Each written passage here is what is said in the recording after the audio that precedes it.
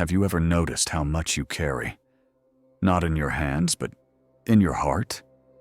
Old memories, regrets, expectations, the way things should have been, the way you wish someone had treated you, the way you thought life was supposed to turn out. We hold on. We grip tightly to stories, to identities, to pain, as if letting go means losing something essential. But what if? What if letting go isn't losing at all? What if it's the very beginning of peace? The Buddha once said, "Holding on to anger is like grasping a hot coal with the intent of throwing it at someone else. You are the one who gets burned." And yet, we still hold on, especially as we grow older. We carry a lifetime of attachments to loved ones we've lost, to roles we've played, to mistakes we can't undo. We cling to memories of youth, to voices that are now silent, to expectations of how things should be, even when life has already moved on. This holding on, it exhausts us.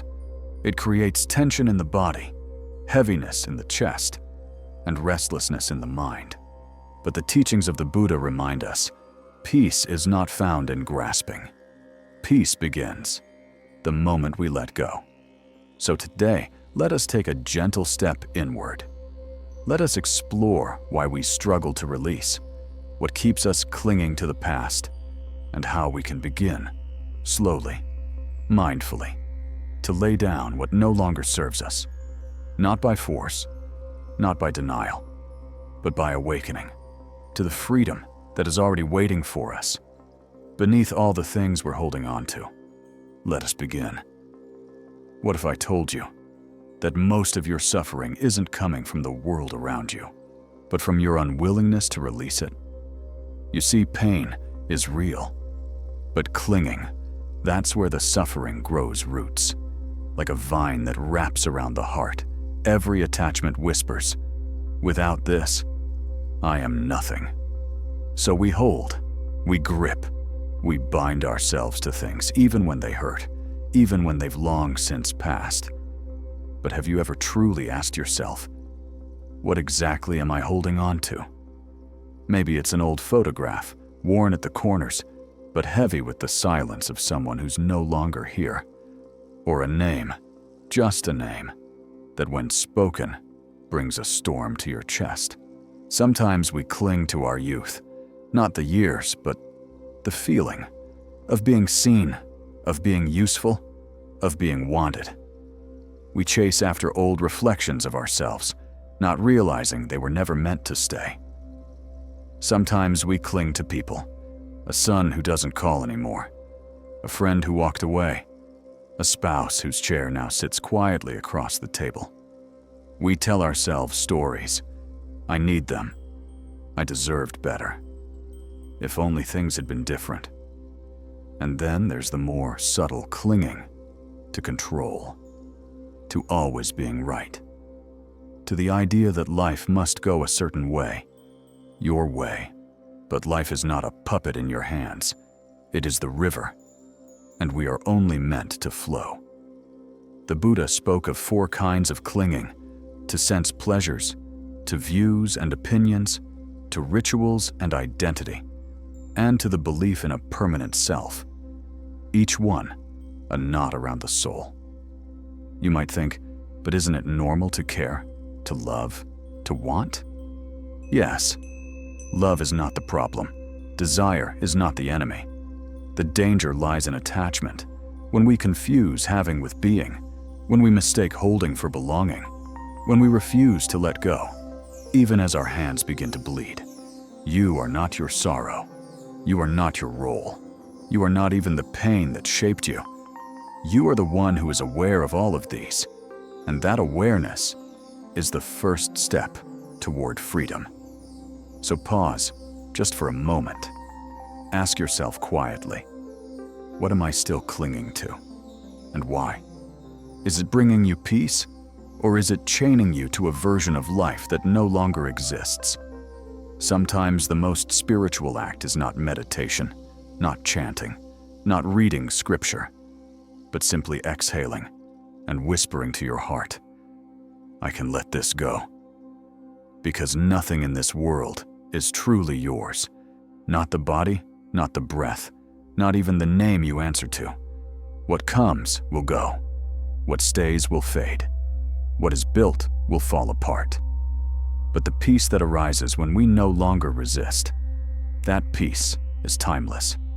So today, not with fear, but with grace, you are invited to loosen your grip. Not to lose anything, but to remember that you were never meant to carry it all. Let go, not because you must, but because it's the only way to remember who you truly are. Long ago, under the shade of a Bodhi tree, a man sat in stillness. He had left behind his palace, his titles, his attachments, and now he sat, unmoving, watching, understanding. And there, in that stillness, he awakened. But not because he gained something new. No, he awakened because he finally let go. The Buddha's journey was never about accumulation, not about becoming more, but becoming less. Less tangled, less burdened, less reactive to the endless tides of gain and loss, praise and blame, birth and death. He taught not from theory, but from direct experience. The more we cling, the more we suffer. The more we release, the more we return to peace. Letting go was not an option on the path. It was the path. In the fire sermon, the Buddha said, "Everything is burning. Burning with the fire of craving, the fire of aversion, the fire of delusion." He saw how desire fuels the fire, how grasping feeds the flames, and how peace only arises when we no longer throw wood into the fire.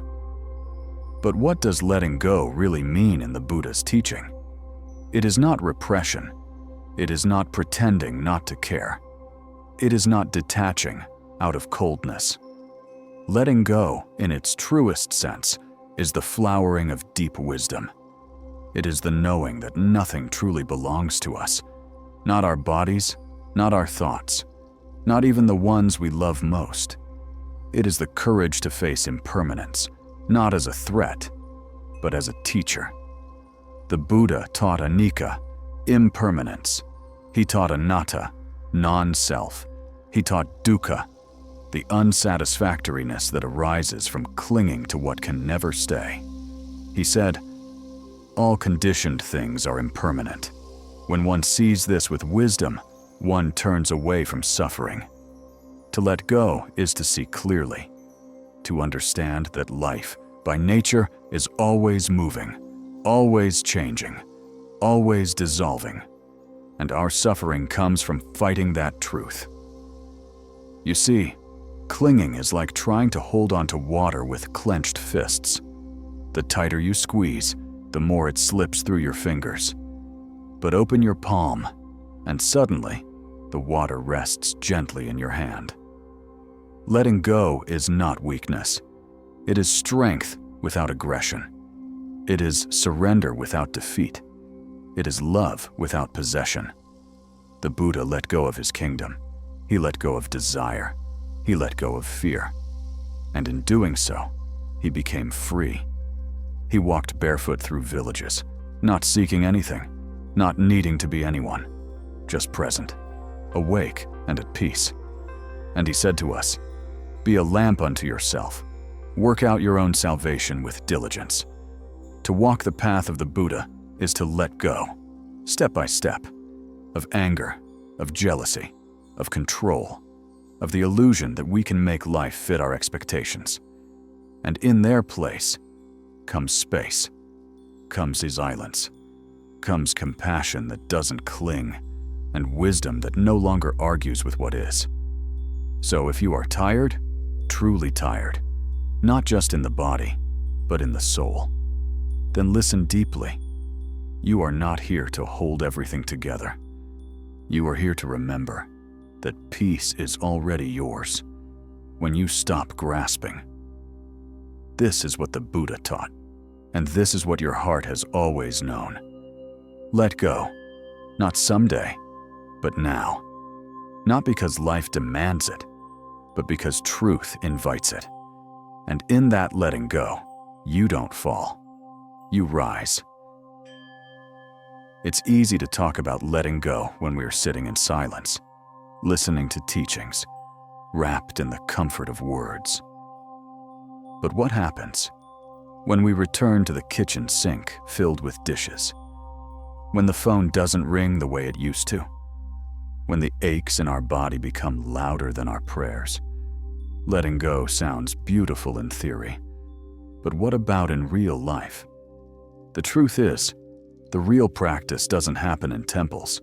It happens in traffic, in waiting rooms, in conversations with people who don't understand you, in quiet evenings filled with memories that won't go away.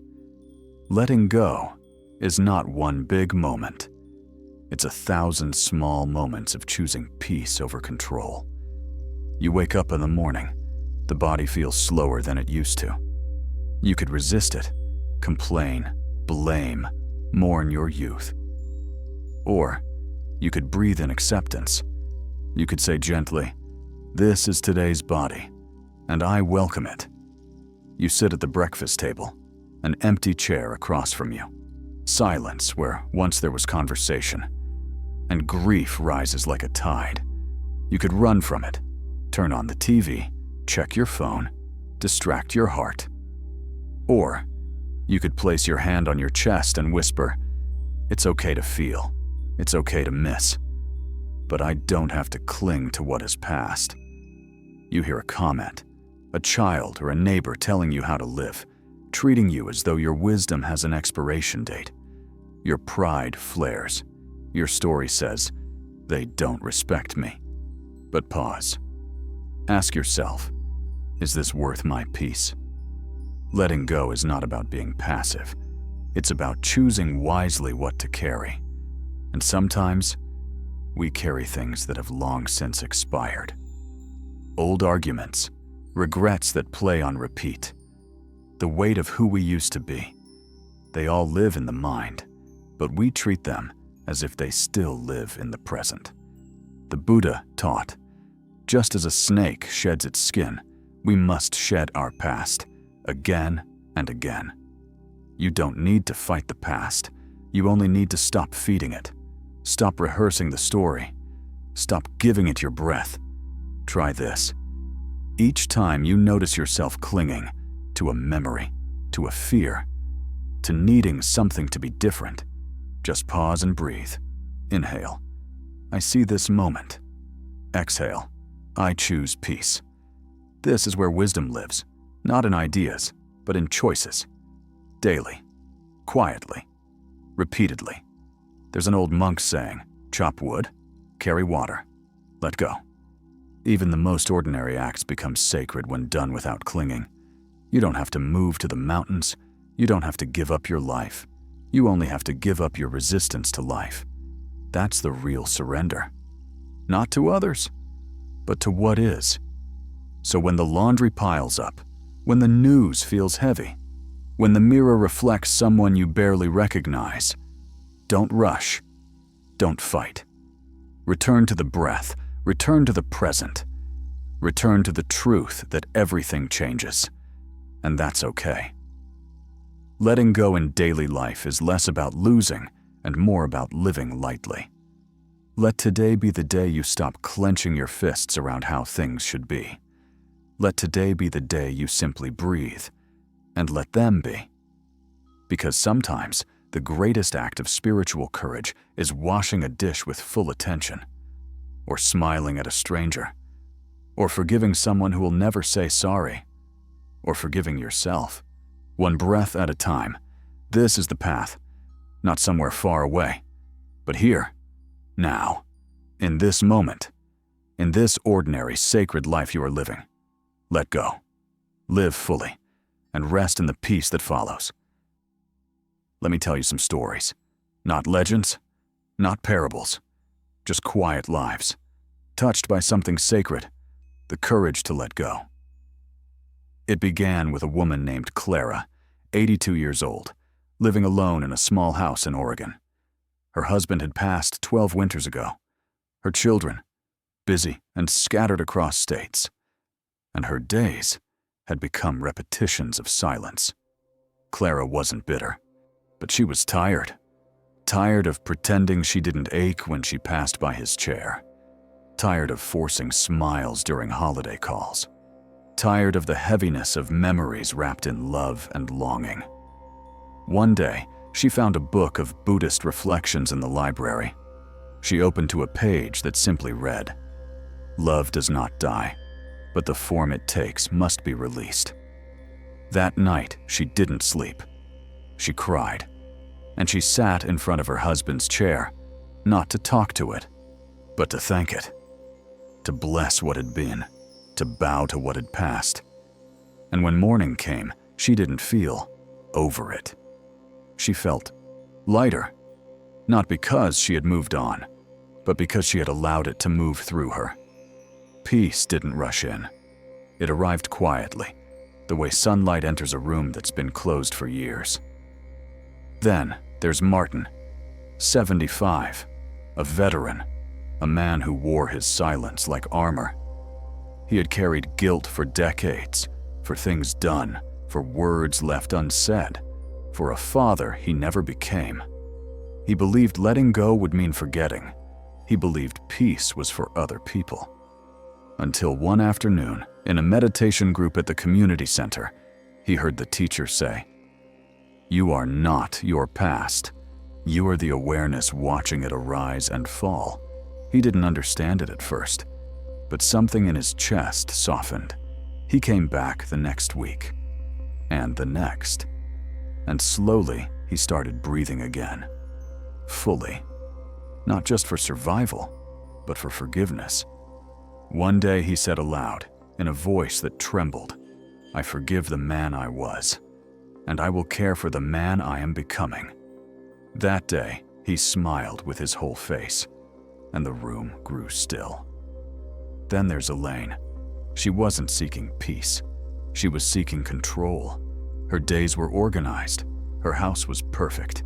Everything folded, labeled, predictable.